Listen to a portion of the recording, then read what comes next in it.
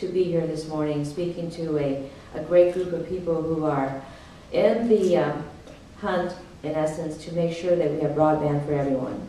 And let me first thank John for that very kind and generous introduction, and to all of you for allowing me to be here today to share some thoughts with you. And clearly, this summit comes at a pivotal moment in the debate about the future of broadband in this country.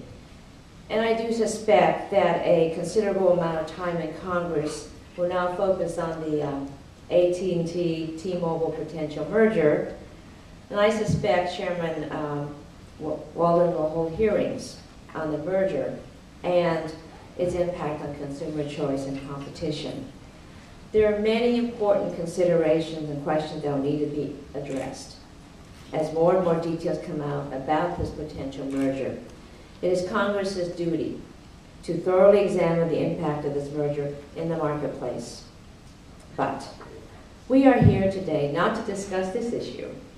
We're here today to talk about the importance of anchor institutions, which are, to me, critical in providing greater broadband access to our local communities. That being said, we have made significant movement over the last 2 years, like the National Broadband Plan and the BTOP grants. And I believe there are many more important policy decisions, including spectrum and universal service reform, that will take place in Congress. And as you know, over the last year, Congress has been focused on net neutrality and the FCC's open internet order, which I strongly support. In December, I wrote to the FCC urging them to protect anchor institutions in their final open internet order.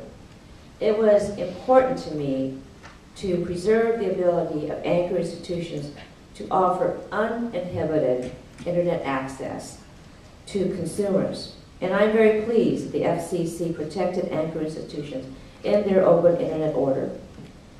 As many of you know, over the last few years, I've been working diligently to expand broadband access to all Americans, whether they're living in urban areas or the rural areas. And in the coming weeks, I plan to reintroduce my legislation to expand the Universal Service Fund Lifeline Link-Up program for universal broadband adoption. And I believe that this legislation will ensure all Americans will have equal access to affordable broadband services. We never know where the next great idea will come from. It could be in some rural valley or some urban area.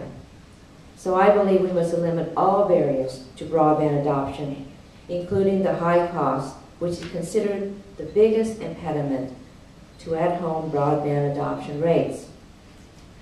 But I also understand that not every household has a computer or can afford a computer, and that even with the support of the Lifeline program could provide, we will not fully achieve universal broadband adoption. And I believe that anchor institutions can fill that gap. Already, our anchor institutions, our schools, libraries, and other institutions are often the only avenue for the public to have free access to the internet, particularly in today's challenging economy. As Rivka Sass, director of the Sacramento Public Library System, recently shared with me, it is not uncommon to see someone outside local libraries using the library's wireless service, even when the libraries are closed. And I have heard directly from many of my constituents, you know, even this last weekend when I sort of plant myself at libraries to talk with my constituents.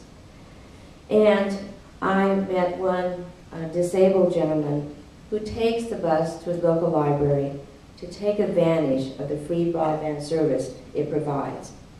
That access allows him to keep in touch with his family and friends and stay connected to the ever-changing world.